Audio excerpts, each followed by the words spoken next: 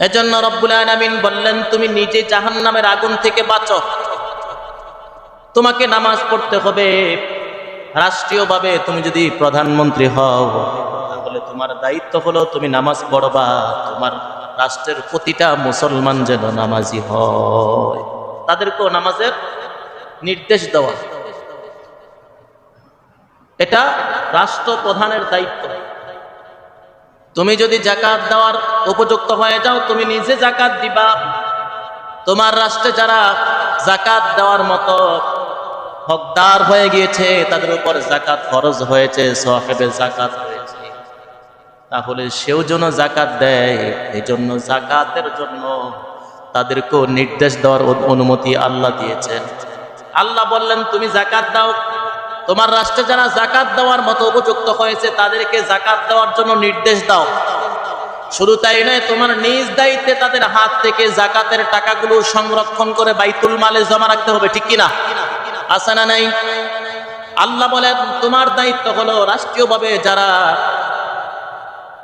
সাহেবে যাকাত হয়েছে, যাকাত দেওয়ার মতো উপযুক্ত হয়ে গিয়েছে, তাদের কাছ থেকে যাকাতের টাকাগুলো সংরক্ষণ করে যারা এতিম দরিদ্র আছে, ৮ শ্রেণীর ব্যক্তির হাতে হাতে রাষ্ট্রীয়ভাবে পৌঁছে দেওয়ার দায়িত্ব আল্লাহ দিয়েছেন, ঠিক কিনা?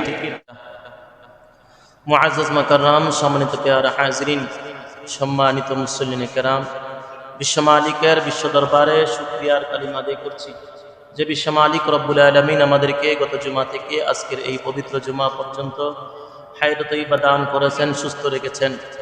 সুস্থতার সাথে সর্বাগ্রে সবার আগে এসে তার পবিত্র ঘরে বসার তৌফিক এনায়েত করেছেন। এজন্য মহান স্রষ্টা রব্বুল আলামিনের দরবারে অন্তর স্থল থেকে কালিমাতুশ শুকর আদায় করছি। আমরা সকলে পড়ছি আলহামদুলিল্লাহ।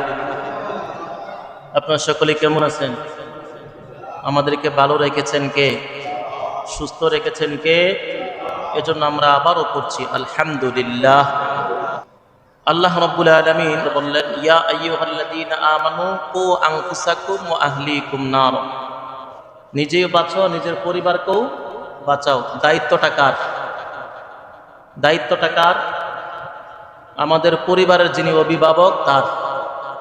কু আনফুসাকুম ওয়া আহলিকুম নার, যে নাকি পরিবারের দায়িত্ব গ্রহণ করেছে, অর্থাৎ পরিবারের অভিভাবক যিনি, তিনাকে আল্লাহ পাক নির্দেশ করতেছেন যে তুমি যেহেতু পরিবারের দায়িত্বশীল, তুমি যেহেতু সমাজের একজন দায়িত্বশীল, তুমি যেহেতু রাষ্ট্রের একজন দায়িত্বশীল, ওই দায়িত্বশীল ব্যক্তিদেরকে আল্লাহ পাক বললেন, যিনি রাষ্ট্রের প্রধানমন্ত্রী, তিনি এই রাষ্ট্রের প্রতিটা মানুষের জন্য কি অভিভাবক। যিনি সমাজের জন্য একজন নীতি নির্ধারক হয়, তিনি সমাজের জন্য, পূর্ণ সমাজের জন্য কি অভিভাবক। যিনি পরিবারের দায়িত্ব গ্রহণ করে, তাকে ওই পরিবারের দায়িত্বশীল হিসাবে আল্লাহ পাক সম্বোধন করলেন যে তুমি পরিবারের অভিভাবক, তুমি সমাজের অভিভাবক, তুমি একটা জেলার অভিভাবক, তুমি একটা থানার অভিভাবক, তুমি পূর্ণ রাষ্ট্রের অভিভাবক।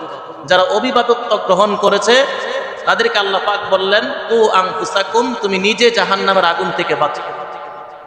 জাহান্নামের আগুন থেকে বাঁচতে হইলে সর্বরকমের জুলুম, সর্বরকমের হারাম, সর্বরকমের অন্যায় কাজ থেকে বাঁচতে হবে, কি হবে না? এজন্য রব্বুল আলামিন বললেন, তুমি নিজে জাহান্নামের আগুন থেকে বাঁচো। তোমাকে নামাজ পড়তে হবে। রাষ্ট্রীয়ভাবে তুমি যদি প্রধানমন্ত্রী হও, তাহলে তোমার দায়িত্ব হলো তুমি নামাজ পড়বা। তোমার রাষ্ট্রের প্রতিটা মুসলমান যেন নামাজি হয়, তাদেরকেও নামাজের নির্দেশ দেওয়া, এটা রাষ্ট্রপ্রধানের দায়িত্ব। তুমি যদি যাকাত দেওয়ার উপযুক্ত হয়ে যাও, তুমি নিজে যাকাত দিবা। তোমার রাষ্ট্রে যারা যাকাত দেওয়ার মতো হকদার হয়ে গিয়েছে, তাদের উপর যাকাত ফরজ হয়েছে, সাহেবে যাকাত হয়েছে, তাহলে সেও যেন যাকাত দেয়। এই জন্য যাকাতের জন্য তাদেরকেও নির্দেশ দেওয়ার অনুমতি আল্লাহ দিয়েছেন। আল্লাহ বললেন, তুমি যাকাত দাও। তোমার রাষ্ট্রে যারা যাকাত দেওয়ার মতো উপযুক্ত হয়েছে, তাদেরকে যাকাত দেওয়ার জন্য নির্দেশ দাও। শুধু তাই নয়, তোমার নিজ দায়িত্বে তাদের হাত থেকে যাকাতের টাকাগুলো সংরক্ষণ করে বাইতুল মালে জমা রাখতে হবে, ঠিক কিনা? আল্লাহ বলেন, তোমার দায়িত্ব হলো রাষ্ট্রীয়ভাবে যারা সাহেবে জাকাত হয়েছে, জাকাত দেওয়ার মতো উপযুক্ত হয়ে গিয়েছে, তাদের কাছ থেকে জাকাতের টাকাগুলো সংরক্ষণ করে যারা এতিম দরিদ্র আছে 8 শ্রেণীর ব্যক্তির হাতে হাতে রাষ্ট্রীয়ভাবে পৌঁছে দেওয়ার দায়িত্ব আল্লাহ দিয়েছেন। ঠিক কি না? ও আনফুসাকুম, তুমি নিজে বাঁচো। রমজান মুবারক এসে গিয়েছে, তুমি নিজেও রোজা রাখবা, তুমি নিজে রোজা রাখবা, তোমার যারা প্রতিনিধি রয়েছে তাদেরকে রোজা রাখার জন্য নির্দেশ প্রদান করবা। শুধু তাই নয়, সমাজের রাষ্ট্রের প্রতিটা অঞ্চলে যতটা মুসলমান রয়েছে, যতজন মুসলমান রয়েছে, সে নারী হোক পুরুষ হোক, তাদেরকে রোজা রাখার নির্দেশ দেওয়ার অনুমতি আছে না নাই? আল্লাহ দায়িত্ব দিয়েছেন তুমি নিজেও রোজা রাখবা। তোমার সমাজ, তোমার রাষ্ট্র প্রতিটা অংশে যারা যারা মুসলমান আছে, সে নারী হোক পুরুষ হোক, তাকে তুমি রোজা রাখার জন্য নির্দেশ প্রদান করো। রাষ্ট্রীয়ভাবে যাদের উপর রোজা ফরজ, সে রোজা বাধ্যতামূলক রাখতে হবে। ঠিক না? এটা হলো যারা রাষ্ট্রপ্রধান হবে তার দায়িত্ব। শুধু রাষ্ট্রপ্রধান যিনি, তিনি নয়, যিনি একজন জেলার দায়িত্বশীল হবে, তার জেলায় প্রতিটা মানুষ রোজা রাখার জন্য সে নির্দেশ করবে। কেউ যেন রোজাহীন না থাকে। এলাকার মাঝে কোনো দোকানপাট খোলা থাকবে না, খাবারের দোকান। সমাজে, আমার ইউনিয়নের মধ্যে, আমার জেলার মধ্যে, আমার থানার মধ্যে কোনো ব্যক্তি খাবারের দোকান দিনের বেলা খোলা রাখতে পারবে না। এটা প্রত্যেকটা দায়িত্বশীল ব্যক্তির জন্য আছে না নাই? এজন্য যিনি রাষ্ট্রপ্রধান হবে তিনি নির্দেশ দিবেন যে আমার অধীনস্থ তোমরা যারা রয়েছে, দায়িত্বশীল যারা রয়েছে, তোমাদের স্বস্থানে থেকে আমার এই আদেশকে বাস্তবায়ন করো। ঠিক কিনা? এই জন্য মেন যিনি রাষ্ট্রপ্রধান হবেন তিনি হবেন ইসলামের অনুসারী। ঠিক কিনা? তিনি হবেন একজন নিরেট মুসলমান, তিনি হবেন আল্লাহ প্রেমী, রসুল প্রেমী, কোরআন প্রেমী, ইসলাম প্রেমী। ঠিক কিনা? তিনি যদি রাসূলের দুশমন হয়, কোরআনের দুশমন হয়, আল্লাহর দুশমন হয়, তার দ্বারা এই কোরআনের আইন, কোরআনের বিধানগুলো জমিনে বাস্তবায়ন করা সহজ না কঠিন? কঠিন হয়ে যাবে। কারণ তার পক্ষ থেকে রোজার নির্দেশ আসবে না, তার পক্ষ থেকে হজ করার জন্য নির্দেশ আসবে না, তার পক্ষ থেকে নামাজ পড়ার নির্দেশ আসবে না, তার পক্ষ থেকে যাকাত দেওয়ার নির্দেশ আসবে না। যখন এই আদেশ না আসে, তখন যার যার মতো করে যাকাত দেয়। কারো উপরে 1 লক্ষ টাকা যাকাত হয়েছে, 5,000 টাকা দিয়ে কম দামি শাড়ি কিনে বিতরণ করে, আছে না নাই? 2,000 টাকা দিয়ে, 10,000 টাকা দিয়ে লুঙ্গি কিনে বিতরণ করে, যাকাত দেয়, আছে না নাই? 1 লক্ষ টাকার যাকাত 5,000, 10,000 দিয়ে শেষ। কিন্তু যদি রাষ্ট্রীয়ভাবে 1 লক্ষ টাকা তার কাছ থেকে নিয়ে যাওয়া হতো, তাহলে দেশের মধ্যে দরিদ্র মোচন হয়ে যেত, দেশের মধ্যে ভিক্ষুকের সংখ্যা কমে যেত। ঠিক কিনা? এই জন্যই আমাদের প্রয়োজন হলো রাষ্ট্রপ্রধান যিনি হবে, তিনি হবেন ইসলাম প্রেমী। ঠিক কিনা? তিনি হবে কোরআন প্রেমী, তিনি হবেন ইসলাম প্রেমী, তিনি হলেন নবী প্রেমী, তিনি হবেন আল্লাহ প্রেমী। ঠিক কিনা? যদি হয় তাহলে রাষ্ট্রে প্রতিটা মুসলমান, তার জন্য নামাজ পড়া সহজ হবে, তার জন্য রোজা রাখা সহজ হবে, যাকাত দেওয়া সহজ হবে, হজ করা সহজ হবে। ঠিক কিনা? আমাদের বাংলাদেশে হজ করতে গেলে অনেক টাকা লাগে, লক্ষ লক্ষ টাকা লাগে। কারণ হলো মেইন জায়গায় যে অর্থটা পুষবে, ওই জায়গায় পুষতে পুষতে 1/3, 10 ভাগের 1 ভাগও পৌঁছে না। ঠিক কিনা? বাকিগুলো জায়গায় জায়গায়, স্থানে স্থানে, স্তরে স্তরে কিছু কিছু কমতে কমতে কমতে কমতে একেবারে যতটুকু মেইন অতটুকুই থাকে, বাকিগুলো সবার পেটে পেটে ভাগ হয়। ঠিক কিনা? যার কারণেই হাজিরা হজ করতে পারে না, উমরা করার মতো উপযুক্ত ব্যক্তি হয়েছে, উমরা করতে পারছে না কিছু দুষ্কৃতী ব্যক্তিদের জন্য। ঠিক কিনা? যারা হারাম দিয়ে শুধু পেট ভারী করতে চায়। বিশ্বনবী যখন মেরাজ গেলেন, মেরাজে জান্নাত জাহান্নাম জিবরাইলের মাধ্যমে বিশ্বনবী প্রত্যক্ষ করলেন, তিনি পরিদর্শন করলেন। এক পর্যায়ে যে দেখলেন একজনের পেট বিশাল আকৃতির পেট, আমাদের গ্রামে বলা হয় ডোল, জাবা, বিভিন্ন ভাষায় ধানগুলো সংরক্ষণ করার জন্য যে বিশাল আকৃতির টুকরি রাখা হয়, পাত্র রাখা হয়, এটাকে বিভিন্ন জায়গায় ডোল বলে, কেউ জাবার বলে। আপনাদের এলাকায় কি বলে? কেউ জানে না, কারণ শহরে তো এগুলা নাই। ঠিক কিনা? এগুলো গ্রাম অঞ্চলে গেলে আপনি পাবেন। বড় আকৃতির বাঁশের পাত দিয়ে তৈরি করা হয়, এটার মধ্যে বছরের পর বছর ধানগুলো সিদ্ধ করে অথবা শুকিয়ে সংরক্ষণ করা হয়। এমন বিশাল আকৃতির পেট দেখতে পেলেন। বিশ্বনবী বললেন, জিবরাইল, এত বড় বেনি কার এটা? সে এত বড় পেটওয়ালা কেন হলো? আর চিৎকার চেঁচামেচি করছে। এমন কঠিন পরিস্থিতিতে জিবরাইলকে যখন বিশ্বনবী জিজ্ঞেস করলেন, জিবরাইল বললেন, এরা হলো দুনিয়ার এমন ব্যক্তি যারা জায়গায় জায়গায় হারাম খেতে খেতে পেট ভর্তি করেছে। এই প্রতিটা হারাম জিনিস তার পেটের ভিতরে ঢুকার কারণে সবগুলো আজকে সাপ আর বিচ্ছুতে পরিণত হয়েছে। নাউজুবিল্লাহ। একদিক দিকে সাপে কামড়ায়, আরেক দিক দিয়ে বিচ্ছু কামড় দিচ্ছে, চারদিক থেকে কামড়া কামড়ি, আর সে চিল্লা আর চিৎকার চেঁচামেচি করছে। এই পরিস্থিতি মৃত্যুর পর থেকে শুরু হবে, কিয়ামত পর্যন্ত, বিচার দিবস পর্যন্ত শুরু থাকতে চলতেই থাকবে।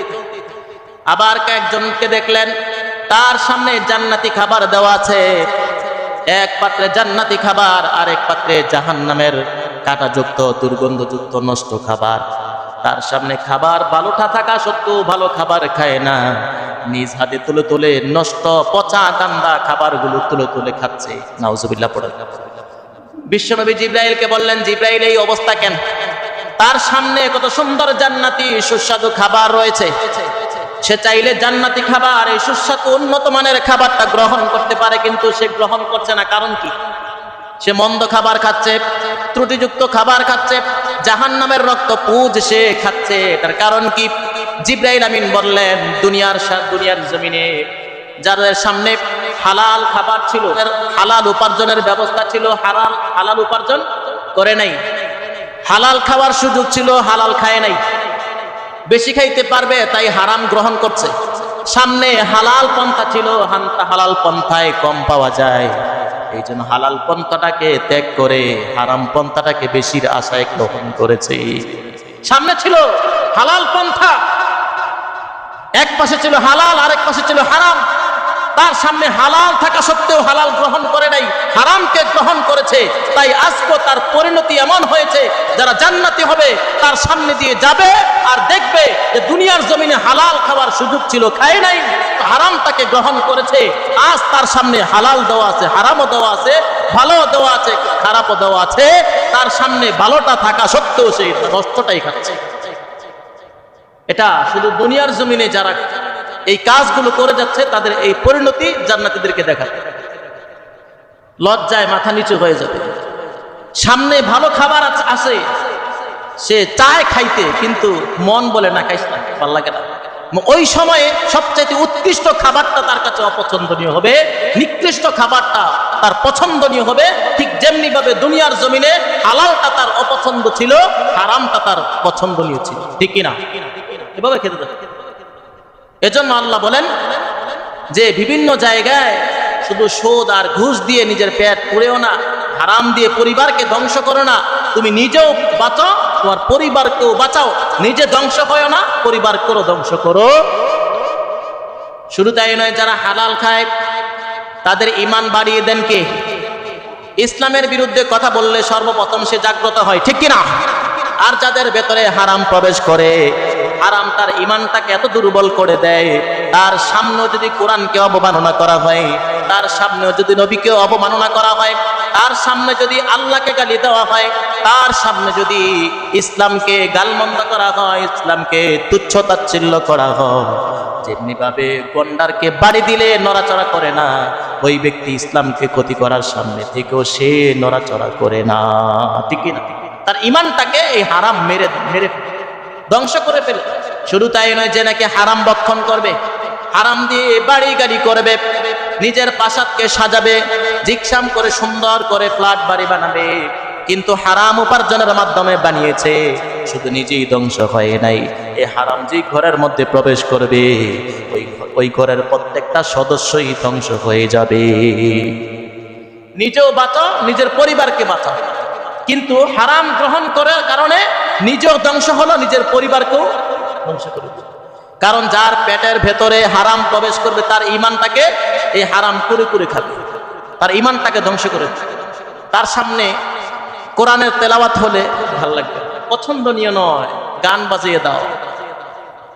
কেউ কোরআন তেলাওয়াত ছাড়ছে, আরে কত শুনবা, এটা বন্ধ করে অন্য কিছু লাগাও না, আছে না নাই? চা স্টলে বসছে, রেস্টুরেন্টে বসছে, কোরআনের তেলাওয়াত ছেড়ে দেওয়া আছে, বলতেছে আর কত শুনবা, সকাল তো শেষ। আমরা মনে করি যে সকাল আর বিকাল মনে হয় কোরআন তেলাওয়াত হয়, আর বাকি সময় করা লাগে না, ঠিক কিনা? বাকি সময় আর প্রয়োজন নেই। সকালে কোরআন তেলাওয়াত হোটেল রেস্টুরেন্টে দোকানপাটে ছাড়ছে, তারপরে সে যাওয়ার পরে বলছে আর কত চালাইবা, বন্ধ করো না, সময় তো সকাল তো শেষ হয়ে গেছে, অন্য কিছু চালাও, আছে না নাই? গাড়িতে বসে আছে, জীবনের ঝুঁকি নিয়ে যেই কোনো সময় অ্যাক্সিডেন্টে নিজের যান মুহূর্তের মধ্যে শেষ হতে পারে। ওই মুহূর্তে বসেও ড্রাইভার যখন কোরআন তেলাওয়াত ছেড়ে দেয়, কোরআনের তাফসির ছেড়ে দেয়, তখন বললে আর কত চালাইবা, একটু অন্য কিছু চালাও, গান বাদ্য চালাও, আছে না নাই? অথচ তার জীবন সংহিত অবস্থায় আছে, তার জীবন যে কোনো মুহূর্তে বিনাশ হয়ে যেতে পারে, অ্যাক্সিডেন্টের সম্ভাবনা আছে না নাই? কেউ কি বলতে পারবে যে আমি আজকে ঢাকা থেকে চট্টগ্রাম যাব, যে চট্টগ্রামে আমি গাড়িটা নিয়ে নিরাপদে পৌঁছতে পারবো, কোনো রকমের অ্যাক্সিডেন্ট হবে না, কোনো রকমের বিপদ হতে পারে হবে না, এমন কোনো ব্যক্তি আছে এটা বলতে পারবে? এটা জানা সত্ত্বেও যারা গাড়ির মধ্যে গান বাজনা নিয়ে ব্যস্ত, আছে না নাই? এত জোরে গান বাজায়, ভিতরে মনে হয় যে, কারণ ভিতরে কথা বললে বাহিরে শোনা যায় না, গাড়ির ভিতরে না শোনা যায়? গাড়ির ভিতরে যে যা কিছু বলো বাহিরে কেউ শুনতে পায় না, বাহিরে কেউ বললে ভিতরে শুনতে পায় না, কারণ গ্লাস ফিটিং। এবার বোঝেন, কথা বললে কেউ শোনে না, সেখানে যদি গাড়ির ভেতরে গান বাজায় সেটা শোনা যায় কি যায় না? বাইরে থেকে শোনা যায়। এবার বোঝেন ভিতরে কি পরিমাণ তুফান চলছে। এই যে একটা ভয়ানক পরিস্থিতি নিয়ে সে গাড়িটা চালাইতেছে, বোঝা যায় কি সে কি আল্লাহকে বিশ্বাস করতেছে মনে হয়? সে আল্লাহর ভয় তার দিলের ভিতরে আছে বলে মনে হয়? যদি ভয় আর আল্লাহ নিজেকে বাঁচানোর চিন্তা সে করত, তাহলে নিজে গান বাজিয়ে নিজে ক্ষতিগ্রস্ত হতো, কিন্তু যাত্রীকে এই গান জোর করে বাজায়া তাদের ক্ষতিগ্রস্ত করত। বিভিন্ন বাসের মধ্যে, গাড়ির মধ্যে সিনেমা লাগাই দেয়, নাটক লাগিয়ে দেয়, গান বাজনা লাগিয়ে দেয়, আছে না নাই? নাচ গান লাগিয়ে দেয়। যদি প্যাসেঞ্জাররা বলে যে আমার প্রয়োজন হয় বন্ধ করে দাও, কথা শুনে না, আছে না নাই? আমি যতবার গাড়িতে উঠছি, ভয় বন্ধ করবা না হয় নেমে যাব, তখন বাধ্য হয় বন্ধ, প্যাসেঞ্জার হারাবো। কেউ তো চায় না যেটা শোনার জন্য, আমি কেন লাগাবো, ইচ্ছা করে কেন প্যাসেঞ্জার হারাবো? কিন্তু কেউ সাহস করে এই কথাটা বলে না, ভাই এটা বন্ধ করেন, আমাদের নিজের জীবনের ঝুঁকি নিয়ে তো আমরা রওনা হচ্ছি। সেখানে আল্লাহর নুসরত থেকে আমরা বঞ্চিত হয়ে গেলে যেই কোনো মুহূর্তে আমরা অ্যাক্সিডেন্টে পড়তে পারি। তখন বলে দোয়া করেন আল্লাহ যেন হেফাজত করে, আল্লাহ যেন বাঁচায়, কিন্তু আল্লাহ যেন না বাঁচায়, আল্লাহর গুসা এই গাড়ির ভেতরে ঢুকাই দিছে, ঠিক কিনা? যেটা আল্লাহ চান না। এটা যদি কেউ করে আল্লাহ খুশি হন না বেজার হন? আল্লাহ গান বাজনাকে হালাল করছেন না হারাম করছেন? তো জীবনের নিরাপত্তা যেখানে নাই, ওই জায়গায় যদি আল্লাহর নির্দেশ অমান্য করে গান বাদ্য চালিয়ে দেওয়া হয়, আল্লাহর খুশি এখানে আছে নাকি আল্লাহর অসন্তুষ্টি আছে? আল্লাহ যেখানে অসন্তুষ্টি সেখানে যেই কোনো গজব আসতেই পারে, ঠিক কিনা? এর জন্য সাহসিকতার সাথে বলবো যে আমি বাসে উঠছি যাওয়ার জন্য, তোমার গান বাদ্য শোনার জন্য না, ঠিক কিনা? বলতে পারবো তো ইনশাল্লাহ? এই ইমানি শক্তি নিয়ে সব জায়গায় দাঁড়াতে হবে। অন্যায়ের প্রতিবাদ আমাদেরকে সর্ব অবস্থায় সব জায়গায় করতে হবে, ঠিক কিনা? অন্যায় আমাদের কাছে কোনো স্থান নাই। আমরা সব সময় ন্যায়ের পথে চলতে চাই, ঠিক কিনা? কারণ ন্যায়ের নির্দেশ দেন কে? ইন্নাল্লাহা ইয়া'মুরু বিল আদলি ওয়াল ইহসান ওয়া ইতা'i যিল কুরবা ওয়া ইয়ানহা আনিল ফাহশা'i ওয়াল মুনকার। আল্লাহ বলেন অশ্লীলতা ফাহশা থেকে আমি আল্লাহ তোমাদেরকে বারণ করতেছি। গান বাজনা চলা, নাটক সিনেমা চলা, এটা অশ্লীল নাকি ভালো? অশ্লীলতা নিষেধ করছেন কে? যেখানে নিষেধ সেখানে আমরা মনে হয় জোর করে এটা চালাই দিচ্ছি।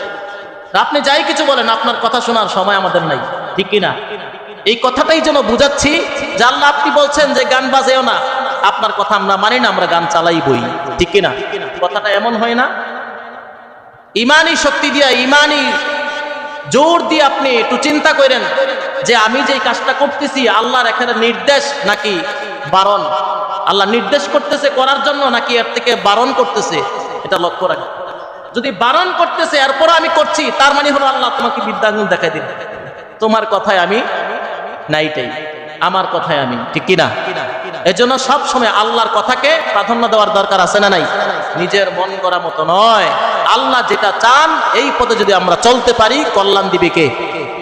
সমাজে যদি আমি দায়িত্বশীল হই, আমার প্রত্যেকটা ভাই যেন নামাজি হয়, আমি এমন দায়িত্বশীল হব, শুধুমাত্র উন্নয়ন করলেই তো হবে না। রাস্তাঘাট বানাইলে এটা কি উন্নয়ন বলে? জাতি গঠন করতে পারাই হলো মেইন উন্নয়ন, ঠিক কিনা? সমাজের মধ্যে চুরি চামারি, হয়রানি, ছিনতাইকারী এসব দূর করতে পারা, সমাজে মদ পান দূর করতে পারা, সমাজে অশ্লীলতা দূর করতে পারা। কেউ ছাদের উপরে বিকট আওয়াজে গান বাজনা বাজাচ্ছে, সেখানে বারণ করতে পারাই হলো তুমি নেতা, ঠিক কিনা? তুমি এমন নেতা সমাজে হবা যে তুমি অন্যায় কাজ সমাজে হতে দিবে না। বেনমাজি কেউ থাকবে, এটা সহ্য করতে তুমি পারবা না, ঠিক কিনা? এমন নেতা হওয়ার যোগ্যতা হয়ে থাকলেই তুমি এই সমাজের নেতা হওয়ার যোগ্যতা আল্লাহ তাআলা তোমাকে নির্দেশ করছেন, হ্যাঁ তুমি নেতা। আর যদি মনে করো যে না আমি সমাজে নামাজ না পড়লেও কিছু বলতে পারবো না, অশ্লীলতা চললেও কিছু বলতে পারবো না, তাহলে তোমাকে নেতা হতে কে বলছে? নেতার মানেই তো এটা যে তুমি দায়িত্ববান। কুল্লুকুম রাঈন ওয়া কুল্লুকুম মাসউলুন আন রাইয়াতিহি। তুমি দায়িত্বশীল, সমাজের দায়িত্ব তোমার হাতে তুলে দেওয়া হয়েছে। তুমি সমাজের প্রতিটা অন্যায়ের বিরোধিতা করবা, সমাজের সকল অশ্লীলতা, সমাজের সকল অন্যায়, সকল জুলুম তুমি দূর করবা, সমাজে তুমি ন্যায় প্রতিষ্ঠা করবা। এই জন্য সমাজের দায়িত্ব তোমার হাতে তুলে দেওয়া হয়েছে। তুমি এখন দায়িত্ববান। তুমি যদি তোমার দায়িত্বে কার্পণ্য করো, তুমি যদি তোমার দায়িত্বে তুমি অযোগ্যতা প্রমাণ করো, তুমি যদি দায়িত্ব ঠিক মতো পালন না করো, ওয়াকুল্লুকুম মাসউলুনা আন রাইয়াতিহি, হাসরের ময়দানে আমি আল্লাহর ট্রাইব্যুনালে দাঁড় করিয়া, বিচারালয়ে দাঁড় করিয়া আমি আল্লাহ তোমার বিচার করব। দুনিয়ার জমিনে একদিন দুইজনের সামনে নয়, পৃথিবীর সব মানুষের সামনে দাঁড় করিয়া বলা হবে যে মুসলিমনগরের নেতা আব্দুল করিম, দাঁড়াও, তুমি কি সঠিকভাবে পালন করতে পেরেছো তোমার দায়িত্ব? সে বলবে হ্যাঁ পারছি, সব দায়িত্ব পালন করছে। আল্লাহ পাক রব্বুল আলামিন তার আমলনামা কিরামান কাতিবিনের মাধ্যমে যেই আমলনামা তার লিপিবদ্ধ আল্লাহ পাক করে রেখেছেন, সবকিছু তার সামনে পেশ করবেন। সে বলবে না এটা আমার না। সে বলবে কি এটা আমার না? এই যে আমরা যা কিছু করছি আমাদের দুইজন ফেরেশতা দেখতেছে আর লিখতেছে, ঠিক কি না? আমরা যা করতেছি আল্লাহ দেখেন না? আল্লাহর কাছেও একটা খাতা আছে, আল্লাহর কাছেও একটা দপ্তর আছে। একদিক থেকে দুই ফেরেশতা দেখছে, অন্য দিক থেকে আল্লাহর জেহেনের মধ্যে পূর্ণ একটা তালিকা তার সেট করা আছে। যখন আল্লাহর সামনে উপস্থিত হবে, পেশ করবে দুইজন ফেরেশতার সেই লিপিবদ্ধ তালিকা, সে বলবে এটা আমি করি নাই, এটা প্রমাণ নাই। কোনো প্রমাণ আছে যে এগুলো আমি করছি? আল্লাহ বলবেন সব কিছু প্রমাণ আছে, এখানে যা পেশ করা হয়েছে আমি আল্লাহর জেহেন একটা আছে, সেটা বের করে দেওয়া হবে, প্রিন্ট আউট করে দেওয়া হবে। দেখবে যে হুবহু এটার সাথে মিল, এক বিন্দু পরিমাণ কোনো পরিবর্তন নেই। সে তখনও বলবে না এটা মানি না, এটা আমার নয়। তারপর আল্লাহ পাক রব্বুল আলামিন বললেন যে আমার কাছে প্রমাণ করার মতো কোনো শেষ নাই। তখন আল্লাহ পাক রব্বুল আলামিন তার কণ্ঠের মধ্যে একটা আমলনামা ঝুলিয়ে দেওয়া হবে, যে কণ্ঠের ভিতরে একটা আমলনামা ঝুলে থাকে। এটা তার আমলনামাটা তার গলার মধ্যে ঝুলিয়ে দেওয়া হবে। এটা টান দিয়ে তার সামনে দিবে, দেখো এটা পরে দেখো, দেখবে যে তিনটা এক, কোনো পরিবর্তন নাই। তারপরে এই গাদ্দার বলবে না এটা আমি করি, আমি দায়িত্ব সঠিকভাবে পালন করেছি। আল্লাহ বলবেন সেটা প্রমাণ করার জন্য আরো প্রমাণের প্রয়োজন মনে হয় তোমার। আল্লাহ পাক রব্বুল আলামিন তার ফিঙ্গারপ্রিন্ট নেবেন, ফিঙ্গারপ্রিন্ট দিয়ে আরেকটা আমলনামা তার বের করবেন। দেখবেন যে এটা হুবহু মিলে গেছে, হুবহু কি মিলে গেছে। এরপরও সে অস্বীকার করতে থাকবে, আমি এটা করি নাই, আমি সব ঠিক মতো পালন করেছি, 5 ওয়াক্ত নামাজ পড়েছি, রমজানুল মুবারকে সব রোজা রাখছি, অন্যায় করি নাই, ন্যায় দিয়ে সমাজটাকে আমি পরিবর্তন করেছি। আল্লাহ বলবেন করো নাই? সে বলবে না করছি, সব করছি। আল্লাহ পাক তার জবানটাকে বন্ধ করে দিবেন, স্টপ ইউর মাউথ, তোমার মুখ এখন থেকে বন্ধ। এবার তার অঙ্গ প্রত্যঙ্গ প্রতিটা অংশ সাক্ষ্য দিতে থাকবে আল্লাহ আপনি যা পেশ করেছেন সব সত্য। সুবহানাল্লাহ পড়া। তখন আল্লাহ পাক রব্বুল আলামিন ফেরেশতাদেরকে বলবেন খুলুহু ফাগুল্লু সুম্মাল জাহিমা সাল্লু, যাও তাদের হাতে তাদের পায়ে বেরি লেগে জাহান্নামে টেনে টেনে নিক্ষেপ করে দাও। এজন্য আমরা দায়িত্বশীল, আমরা পরিবারের দায়িত্ব, আমরা সমাজের দায়িত্ব, আমরা জেলার দায়িত্ব, আমরা থানার দায়িত্ব, আমরা রাষ্ট্রের দায়িত্ব, আমাদেরকে দায়িত্ব সঠিকভাবে পালন করার দরকার আছে না নাই? যে ব্যক্তি হোক না কেন, যে দায়িত্বশীল হবে, সে ইসলামের এই সব প্রমাণ মেনে চলা তার আবশ্যকীয়, ঠিক কিনা? তাকে এই দায়িত্বগুলো পালন করতেই হবে।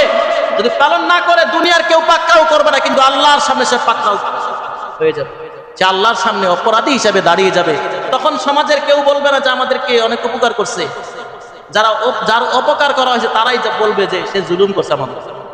যারা উপকার করছে তারাও এটা বলবে না যে আমরা উপকৃত হয়েছি, তাদেরকে মাফ করে দাও। কেউ সামনে দাঁড়াবে, সব পালাবে। আর যাদের উপর জুলুম হয়েছে তারা সামনে এসে দাঁড়াবে। জুলুম করছে, বিচার করেন।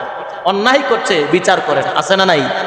এজন্য দায়িত্বশীল হওয়াটা এত সহজ নয়। এজন্য বড়রা সহজে এই দায়িত্ব গ্রহণ করতে চায় না। অনেক মসজিদে দেখবে যেন অনেক বড় বড় উলামায়ে কেরাম আসবেন, পীর সাহেব আসবেন, কিন্তু নামাজ পড়াইতে বললে, ইমামতি করতে বলবে, দাঁড়াবেন। কারণ এই যে মুসল্লিদের দায়িত্ব তিনি নিতে চান না। নিজের কোনো ভুলের কারণে এই জাতি ধ্বংস হয়ে যাবে। আমার নামাজ যদি ভুল হয়, সবার নামাজ শেষ। এই জন্য সমাজের নেতা যদি ভুল করে, সমাজের প্রতিটা মানুষ ভুল করবে, ঠিক কিনা? এই জন্য নেতা হওয়াটা সহজ নয়। নিজেকে চিন্তা করতে হবে, আমি নেতা হইলাম, আমি দায়িত্ব গ্রহণ করলাম, এই দায়িত্ব আমি সামলাতে পারবো কিনা, আমি কি আল্লাহর সামনে একজন ন্যায়বান ব্যক্তি হিসেবে দাঁড়াতে পারবো কিনা, এই ভয় দিলের মধ্যে থাকতে হবে, ঠিক কিনা? যদি নিজেকে মনে করতে পারি যে আসলে আমি দায়িত্ব গ্রহণ করার মতো একজন ব্যক্তি, ক্ষমতা আমার আছে, আমি ইনসাফ করতে পারবো, আমি ইউসুফ আলাইহিস সালামের মতো নিজ দায়িত্বে নিজে চেয়ে নিতে পারবো, আজিজে মিশরের মতো হতে পারবো, আমি এমন যোগ্যতা যদি আমার মধ্যে আছে বলে আমি মনে করি, তাহলে আমাকে সমাজের দায়িত্ব গ্রহণ করতে কোনো দ্বিধা নাই। আর যদি মনে করি না, আমার কাছে 10 টাকা আসলে 3 টাকা সমাজ পাবে, বাকি 60 টাকা আমার পকেটে চলে যাবে, যদি এমনটা মনে হয় যে সমাজের যে অনুদান আসবে, সমাজের কল্যাণে যা আসবে রাষ্ট্র থেকে, এই সব কিছু আমি সমাজে সঠিকভাবে পৌঁছে দিতে পারবো, তাহলে আপনি নেতা হন, সবাই আপনাকে গ্রহণ করবে, ঠিক কিনা? তাকে সাপোর্ট করা সবার প্রয়োজন। আর যদি মনে করে যে আমি, কারণ প্রত্যেকটা ব্যক্তি সে নিজের অবস্থা জানে, যে আমি কি 100 টাকা আমার হাতে আসলে আমি কি 100 টাকা সবার কাছে সঠিকভাবে পৌঁছাতে পারবো, নাকি 50 টাকা আমার পকেটে, 50 টাকা সমাজে যাবে। যদি এমনটা মনে হয়, তাহলে নিজেকে বাঁচাও। আল্লাহ বলেন, কু আনফুসাকুম, নিজে বাঁচাও, এবং সমাজ যেন তোমার উপর চড়া না হয়। হাসরের ময়দানে বলবে যে 50 টাকা দেয় নাই, 50 টাকা দিছে, 100 টাকা আসছিল, 50 টাকা দেয় নাই, 50 টাকা সে খেয়ে ফেলছে, এই 50 টাকা দিতে বলেন। যদি এটা মনে হয়, আল্লাহ বলেন যে তুমি যদি পারো তাহলে দায়িত্ব গ্রহণ করো, আর না হয় নিজে বাঁচাও, নিজের পরিবারকে বাঁচাও। তুমি সমাজের অভিভাবক, সমাজকে বাঁচাও, নিজে বাঁচাও। সমাজ যেন হাসরের ময়দানে তোমার সামনে এসে জালেম বলে তোমাকে স্বীকৃতি দিয়ে না দাঁড়ায়, এই ব্যবস্থা করে আমাকে নেতা হতে হবে, ঠিক?